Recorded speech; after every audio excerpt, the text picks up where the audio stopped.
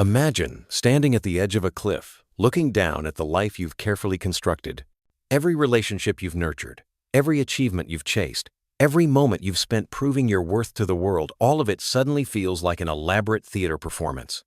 And you, the actor who forgot they were acting, finally pause mid-scene and ask, what if none of this was ever real? What if the deepest power you possess is not in your passion, your drive, or your ability to care, but in your capacity to stop caring altogether? Today, we are going to explore what indifference truly is, why it frightens people so deeply, and how it can become a source of immense strength when understood and mastered. Because the truth is, indifference is not weakness, apathy, or lack of care. It's a hidden form of emotional mastery that only a few ever learn to wield. And in the final part of this video, we'll reveal the most powerful form of indifference. The one that has the potential to completely change the way you see life, love, and even suffering itself. Before we begin, if you enjoy deep reflections about the human soul, philosophy, and psychology, if you seek understanding beyond the surface, subscribe to the channel, leave your like, and share this video with someone who needs to hear this message. Because what you're about to discover might change the way you interpret every emotional reaction, every relationship, and every inner conflict you've ever experienced. Now, let's dive into the essence of indifference. This is the threshold where most people turn back, because what lies beyond that question is terrifying. It's the realization that everything you've been taught about strength, love, and success might be a carefully constructed lie. Society has trained you to believe that caring more makes you powerful, that the person who fights hardest, loves deepest, and reacts strongest is the one who truly lives. But what if the opposite is true? What if the most feared, most misunderstood power in human existence is the ability to become completely, utterly indifferent? Not the hollow indifference of depression, not the bitter detachment of someone who's been hurt too many times, but something far more dangerous, a conscious, deliberate, unshakable calm that makes you immune to manipulation, free from emotional slavery, and untouchable by the chaos that drowns everyone else. This is indifference as a weapon, indifference as liberation. Indifference as the secret door that only the awakened dare to walk through. Consider this disturbing truth. Right now, in this very moment, you are being controlled. Your emotions are being orchestrated like a symphony by forces you don't even recognize. The news you consume is designed to provoke outrage. The social media you scroll is engineered to trigger envy and insecurity. The relationships you maintain often rest on the fragile foundation of emotional dependency. You need them to validate you. They need you to react to them. Even your self-worth has become a performance, constantly evaluated by an invisible audience whose approval you can never quite secure. You are a puppet, and the strings are your attachments. But here's what makes indifference so terrifying to those who profit from your emotional vulnerability. The moment you cut those strings, you become unpredictable. You stop playing by the rules. You no longer respond to the provocations that once sent you spiraling. You refuse to participate in the drama that keeps others feeling powerful. And in that refusal, you discover something that shakes the very foundation of how society operates. You realize that most of what disturbs your peace is simply not worth your energy. Think about the last time someone insulted you. Feel that flash of heat in your chest, that immediate need to defend yourself, to prove them wrong, to show them who you really are. That reaction, that instantaneous surrender of your power is exactly what they wanted. Because the moment you react, you've already lost. You've handed them the remote control to your emotional state. They pressed a button, and you performed. But what if you didn't? What if you heard the insult, felt nothing, and simply continued on your path, as if they were merely background noise in a world that has no claim on your inner peace? This is where the paradox deepens. Indifference doesn't make you cold, it makes you free. It doesn't diminish your capacity to love, it purifies it. It doesn't mean you stop caring about everything, it means you finally start caring about what actually matters. And that distinction, that razor-thin line between liberation and numbness, is where most people lose themselves. They either care about everything and collapse under the weight, or they shut down completely and call it strength. But true indifference exists in a dimension beyond both extremes. It's the eye of the hurricane, where you can witness the storm without becoming it. So, ask yourself this. What would you become if nothing could disturb you? If criticism, rejection, betrayal, and loss no longer had the power to shatter your center? If you could love without clinging, give without expecting, and walk away from anything that doesn't serve your highest truth, that person, that untouchable, unshakable force of nature already exists within you. The question is whether you have the courage to let everything else die so they can finally emerge. Indifference has always been feared because it represents something society doesn't know how to control. People can manipulate your love, twist your anger, exploit your fear, but they cannot touch your indifference. When you become indifferent, you become a ghost in their game. You no longer react according to the script they've written for you. You stop being emotionally programmable, and that is what terrifies those who thrive on control and emotional dependence. From the moment you were born, you were conditioned to react, to seek approval, to defend yourself against every perceived slight, to fight for attention, to explain your choices, to prove your worth at every turn. Your entire identity was built on a foundation of responsiveness. You learned that your value was determined by how much you cared, how deeply you felt, how strongly you defended your position in the world. But what happens when you stop? What happens when you no longer feel the compulsion to prove anything to anyone? Friedrich Nietzsche understood this deeply. He spoke of the higher individual as one who had transcended the need for external validation, who could face the tragic nature of existence without collapsing into despair or denial. To Nietzsche, indifference was not coldness, it was transcendence.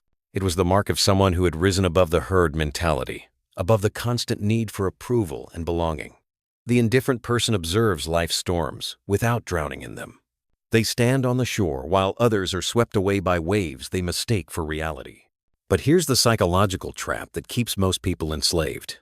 You have been taught that if you don't react, you don't care. That if you don't chase, you lack passion. That if you don't respond to every provocation, you're weak or apathetic. Society has convinced you that emotional intensity equals depth, that suffering proves love, that constant engagement demonstrates commitment. This is the lie that keeps you trapped in an endless cycle of reaction and exhaustion.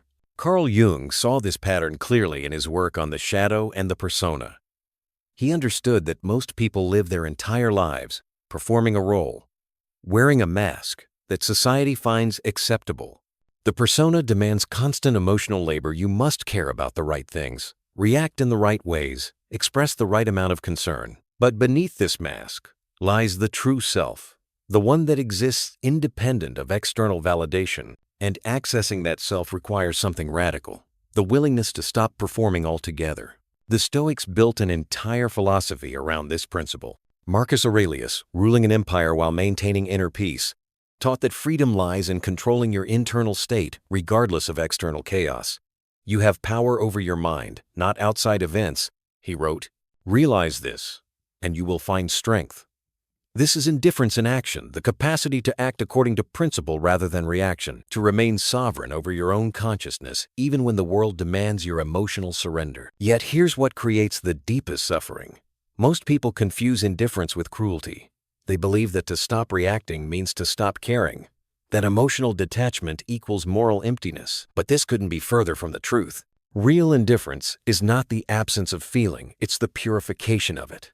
It's the ability to feel deeply without being enslaved by those feelings, to witness pain without letting it consume you, to face rejection and remain whole, to love without losing yourself in the process. Think about how many times you've suffered not because of what actually happened, but because of how you reacted to it.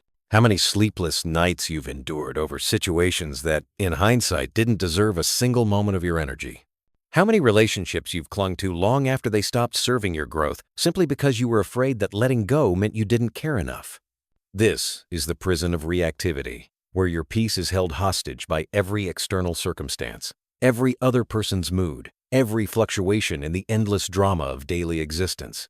Arthur Schopenhauer, the philosopher of pessimism, recognized that human suffering stems primarily from the will, the endless striving, wanting, and needing that keeps us perpetually unsatisfied.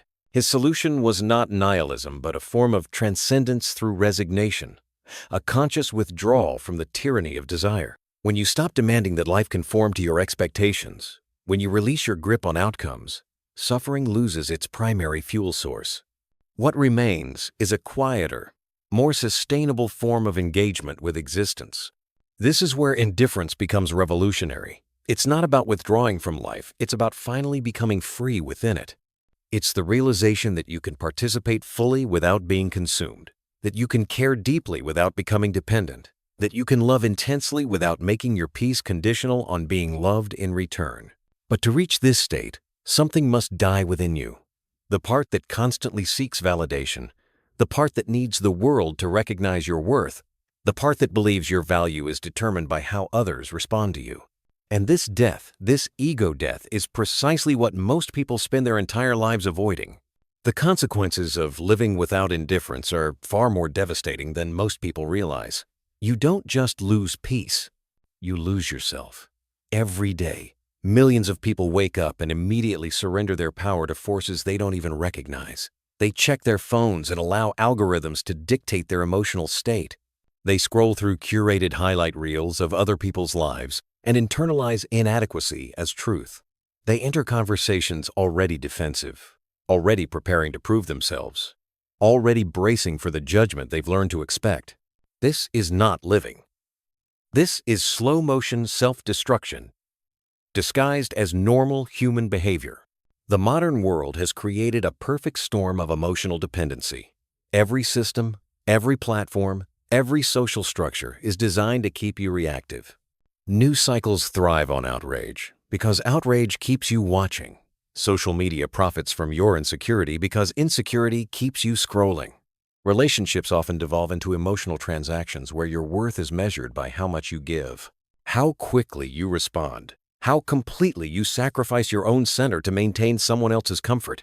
You have become a commodity in an attention economy, and your inability to be indifferent is exactly what makes you valuable to those who exploit you. Consider the neurological reality of this trap. Your brain's amygdala, the ancient alarm system designed to protect you from physical threats, cannot distinguish between a saber-toothed tiger and a critical comment on social media. Both trigger the same fight-or-flight response. Both flood your system with cortisol and adrenaline. Both hijack your prefrontal cortex, the part of your brain responsible for rational thought and emotional regulation. The result? You spend your days in a constant state of low-grade panic, reacting to threats that don't actually exist, exhausting yourself in battles that were never real to begin with. This is what psychologists call emotional dysregulation, and it has become the default mode of existence for most people. You react before you think. You defend before you understand. You attack before you consider whether the fight is even worth having. And with each reaction, you reinforce the neural pathways that keep you enslaved. Your brain literally rewires itself to be more reactive, more sensitive, more vulnerable to the next provocation. You become addicted to your own emotional intensity, mistaking the adrenaline rush of conflict for the feeling of being alive. But here's the consequence that runs even deeper. Without indifference, you never develop a true sense of self. Your identity becomes a mosaic of other people's opinions, a constantly shifting reflection of how others see you. You are whoever you need to be to gain approval in any given moment. With this person, you're agreeable. With that person, you're bold. In this situation, you shrink. In that situation, you perform. You spend so much energy managing perceptions that you never discover who you actually are beneath all the masks. And the tragedy is that most people live their entire lives this way, defined by reactions, shaped by fears, forever performing for an audience that will never be satisfied. Viktor Frankl, who survived the Nazi concentration camps, understood that the last of human freedoms is the ability to choose one's response to any given situation. But most people never claim that freedom. They remain prisoners of their conditioning, slaves to their reflexes, victims of their own inability to pause before reacting. They hand over their power thousands of times a day in countless small surrenders they don't even notice. A rude cashier ruins their afternoon. A political headline sends them into a rage spiral. A friend's success triggers a cascade of envy and self-doubt. They are not in control of their inner state, the external world is. This lack of indifference also destroys relationships in ways that are both subtle and catastrophic. When your peace depends on another person's behavior, you become a tyrant disguised as a lover. You monitor their moods, police their words, demand constant reassurance that you matter. You interpret every silence as rejection, every distraction as abandonment, every difference of opinion as betrayal. The relationship becomes a prison where both people walk on eggshells, afraid to be authentic because authenticity might trigger the other's insecurity. This is not love, this is mutual hostage-taking, masquerading as intimacy. And perhaps most insidiously, the inability to be indifferent keeps you trapped in suffering long after the original pain has passed. You replay conversations that went wrong. You rehearse arguments with people who aren't even thinking about you anymore. You nurse grievances, catalog injustices, build elaborate narratives about how you've been wronged. The actual event may have lasted 5 minutes, but you relive it for 5 years. The person who hurt you has moved on, but you remain chained to that moment, letting it define you, allowing it to poison every experience that comes after. This is the ultimate consequence of living without indifference. You become a prisoner of your own story. Every past hurt becomes evidence for your unworthiness. Every rejection confirms your deepest fear. Every failure proves you were never meant to succeed. You construct an identity around your wounds, and then defend that identity as if your life depends on it. Because in a strange way, it does without your story of suffering. Without your catalog of grievances, who would you be? The thought terrifies you so much that you cling to your pain like a security blanket, never realizing that it's suffocating you. The world keeps spinning. The provocations keep coming. And you keep reacting, keep suffering, keep surrendering your power to anything and anyone who knows which buttons to press. Until one day, you wake up exhausted, wondering why life feels so heavy, why peace seems so impossible, why you can never quite catch your breath. The answer has been there all along. You never learned to be indifferent. You never claimed the freedom that was always yours. The path to indifference begins with a single radical act of defiance. You must refuse to participate in your own enslavement. This is not passive resignation. This is active rebellion against every system, every expectation, every internalized belief that has convinced you that your worth depends on how others perceive you. It starts the moment you recognize that most of what disturbs your peace is simply not your concern. That realization alone is enough to begin the dissolution of the chains you didn't even know you were wearing. But how do you cultivate this power without falling into cold detachment or bitter cynicism? The answer lies in what the Stoics called the dichotomy of control. You must learn to distinguish between what belongs to you and what doesn't. Your thoughts, your choices, your responses, these are yours. Everything else, other people's opinions, outcomes, circumstances, the weather, the past, the future, these are not yours. And the moment you stop trying to control what was never yours to control, you reclaim an enormous reservoir of energy that has been wasted on the impossible. Epictetus, born a slave who became one of history's most influential philosophers, taught this principle with crystalline clarity. It's not what happens to you, but how you react to it, that matters. This is not motivational platitude. It's a precise instruction for psychological liberation. Between stimulus and response, there is a space. In that space lies your power. Most people live their entire lives never discovering that space exists. They move directly from trigger to reaction, from provocation to explosion, from stimulus to automatic response. But you can learn to inhabit that gap. You can learn to pause. The practice begins with awareness. The next time someone insults you, notice what happens in your body before you respond. Feel the heat rising in your chest, the tension in your jaw, the surge of defensive energy preparing to strike back. Just notice it. Don't judge it. Don't suppress it. Don't act on it. Simply observe. This small act of witnessing creates distance between you and your emotional state. You begin to realize that you are not your emotions. You are the consciousness that observes them. And once you see this, everything changes. Marcus Aurelius, Emperor of Rome and practicing Stoic, would remind himself each morning that he would encounter difficult people throughout the day, people who were ignorant, ungrateful, violent, treacherous. But he prepared himself, not by building defenses or rehearsing comebacks. He prepared himself by remembering that their behavior was their concern, not his, that their opinions revealed their character, not his worth, that he could remain unmoved not because he was cold, but because he understood that most human behavior springs from that person's own suffering, their own confusion, their own inner chaos. This understanding transforms indifference from a shield into a form of compassion. Consider the Buddha sitting beneath the Bodhi tree. Mara, the demon of illusion, sent armies to disturb his meditation. then beautiful maidens to seduce him, then voices to mock and insult him. The Buddha remained unmoved, not because he suppressed his feelings, but because he saw through the game entirely. He recognized that every provocation was empty, every temptation temporary, every insult meaningless, compared to the deeper truth he was touching. His indifference was not resistance, it was clarity. He simply stopped playing a game designed to keep him reactive. You can begin to embody this same clarity by implementing what might be called the 24-hour rule. When something disturbs you, an insult, a disappointment, a betrayal, give yourself 24 hours before responding. Not to plot revenge, not to craft the perfect comeback, but to allow the initial emotional reaction to pass. You'll find that most provocations lose their power when you stop feeding them with immediate attention. The insult that felt devastating at noon barely registers by the next morning. The argument that seemed worth fighting at night dissolves into irrelevance with sleep. This is not avoidance, it's discernment. It's learning to distinguish between what deserves your energy and what deserves your indifference. Another powerful practice is what the mystics called negative visualization. Each day, spend a few moments imagining losing what you value most: your relationships, your health, your achievements, your possessions. Not to cultivate fear, but to remember impermanence. Everything you have is borrowed. Everyone you love will eventually leave or be left. Every situation you're in will change. When you deeply internalize this truth, attachment loosens its grip. You can still love, still strive, still care, but from a place of freedom rather than desperate clinging.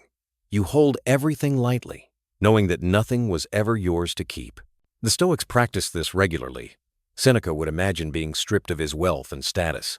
Marcus Aurelius would contemplate his own death, not from morbid fascination, but from wisdom. They understood that the fear of loss creates more suffering than loss itself. And when you regularly face the possibility of losing everything, you stop being controlled by the fear. You become indifferent to outcomes while remaining fully engaged in the process. You play the game of life with total commitment, but without attachment to winning. This is the paradox that unlocks freedom. You must care deeply about what you're doing while being completely indifferent to whether you succeed.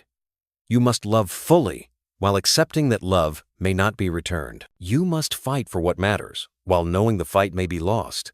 This is not contradiction, it's mastery. It's the ability to give everything to the moment without making your peace dependent on the result. History is filled with examples of those who embodied this principle. Nelson Mandela spent 27 years in prison but emerged without bitterness because he never allowed his captors to control his inner state. Viktor Frankl found meaning in concentration camps because he maintained sovereignty over his consciousness even when everything else was stripped away. These weren't superhumans. They were people who discovered that the ultimate freedom exists in the space between what happens to you and how you choose to respond to it. And that freedom is available to you right now, in this moment, if you're willing to claim it.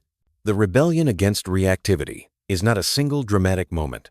It's 1,000 small choices to pause, to breathe, to choose response over reaction. It's the gradual realization that most of what disturbs you is not worth disturbing you. It's the quiet strength that comes from knowing that your peace is not negotiable, that your center cannot be shaken by external storms, that you have finally stopped performing for an audience that was never paying attention anyway. There comes a moment in every seeker's life when indifference transcends psychology and enters the realm of the sacred. It is no longer about managing emotions or avoiding pain. It becomes about awakening. This is the highest form of indifference, one that the mystics, sages, and enlightened beings of every age have quietly pointed toward. It is the indifference, not of the mind, but of the soul. The calm that arises when you realize that everything you experience is fleeting, and that your true essence remains untouched by any of it. This is what the ancient mystics called detachment from the world of illusion. The Buddha called it nirvana, the extinguishing of the fires of craving and aversion. In Christian mysticism, Meister Eckhart described it as Gelassenheit, the spiritual release where the soul rests in God, free from the tyranny of desire and fear. In Taoism, Lao Tzu spoke of Wu Wei, effortless action that flows from a place of non-attachment. In each of these paths, separated by culture and centuries, the message is the same. To be indifferent to the transient is to awaken to the eternal. At this stage, Indifference no longer feels like resistance. It feels like peace. You don't need to withdraw from life because life itself becomes sacred in its impermanence. You can laugh, cry, love, and lose, and through it all remain aware that nothing can truly harm who you are beneath it all. You begin to see that everything, even suffering, plays its part in your unfolding. This understanding gives rise to what we might call divine indifference. Not coldness, not detachment, but unconditional acceptance.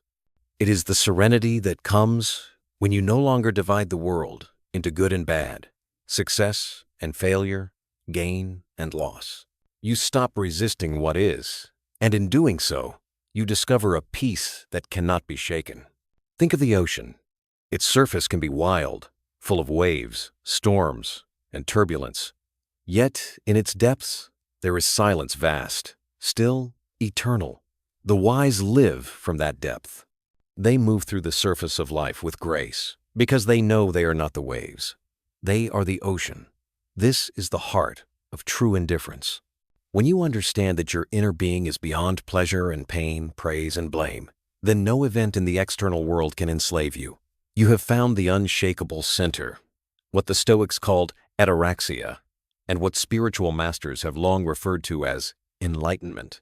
But this realization demands courage, because to reach it, you must be willing to let go of everything you cling to: identity, control, even meaning itself. You must be willing to lose yourself completely, to find yourself fully. That's why so few ever walk this path. Indifference at this level requires the death of the ego, and the ego will fight for its life. It will tell you that if you let go, you will lose everything: your passion, your individuality, your humanity. But the truth is, you lose nothing real. Only the illusions that keep you trapped. When you release the need to be right, to be liked, to be validated, what remains is pure, being consciousness itself, radiant and free. In that space, love takes on a new form. It is no longer possessive or conditional. It becomes boundless compassion, because you are no longer identified with the small self. You can love without fear. You no longer need to control or own anything. You give because giving is your nature. You forgive because forgiveness is freedom. That is the paradox of spiritual indifference. The moment you stop needing love, you become love. This is the lesson that mystics like Rumi and Lao Tzu tried to express through poetry and paradox. Rumi wrote, "Out beyond ideas of wrongdoing and right-doing, there is a field. I'll meet you there." That field is indifference to the dualities of the human mind. It is the space where love exists without attachment, where joy arises without reason, where peace is not earned but remembered. When you begin to live from this awareness, life transforms. You stop chasing. You stop running. You stop fighting against what is. You live in a state of effortless flow, doing without striving, acting without forcing, loving without clinging. You no longer ask life to fit your expectations. You allow life to express itself through you. This is not apathy. It is harmony. You participate in the world more fully than ever before, but now from a place of wholeness.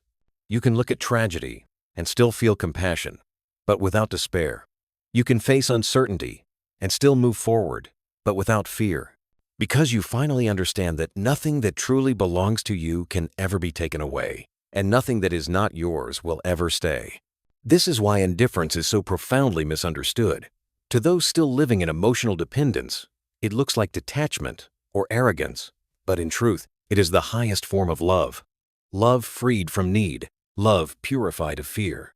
The one who has reached this level does not close their heart. They open it completely. They are indifferent not because they don't care, but because they care from a higher dimension, one that no longer demands or suffers. Carl Jung spoke of individuation, the process of becoming who you truly are beneath all the masks and conditioning. This journey inevitably leads to a form of sacred indifference. You stop trying to be what others need you to be. You stop defending a self-image that was never real. You allow the false layers to fall away until only essence remains. And that essence is not disturbed by the storms of life because it exists at a depth where storms cannot reach. Alan Watts once said, "Muddy water is best cleared by leaving it alone." That is the essence of indifference. When you stop stirring the water of life with constant reaction and resistance, the reflection becomes clear. And what you see is your true self, untouched, eternal, free. This clarity is not something you achieve. It's something you remember. It was always there, beneath the noise, beneath the drama, beneath the endless parade of emotions and circumstances that you mistook for reality. And perhaps this is the most powerful truth of all. Indifference is not the death of emotion, but the resurrection of the soul. It is the return to your original state, calm, clear, infinite. Before the world taught you to react, before fear taught you to defend, before pain taught you to close, you were already whole. You were already free. Indifference is simply the path back to that wholeness. So if you find yourself in chaos, surrounded by noise and conflict, remember this. You don't have to react. You don't have to fight every battle or prove every point. You can step back, breathe, and choose stillness. In that stillness, you will discover the quiet strength that nothing and no one can take away. You will find that the power you've been seeking externally has always existed within you, waiting patiently for you to stop searching and simply recognize what was always there. Because in the end, indifference is not a wall that separates you from the world. It is the doorway that leads you back to yourself. It is the bridge between the suffering of the ego and the peace of the soul. It is the final liberation, not from life, but from the illusion that life has power over who you truly are. You are not your circumstances. You are not your emotions. You are not the stories you tell about yourself or the stories others tell about you. You are the vast, unshakable awareness in which all of this appears and disappears like clouds passing through an empty sky. And when you finally rest in that awareness, when you stop identifying with the waves and recognize yourself as the ocean, you discover that nothing was ever lost, nothing was ever at stake, and freedom was never something to be earned. It was always yours. You just forgot. And indifference true, conscious, sacred indifference is how you remember.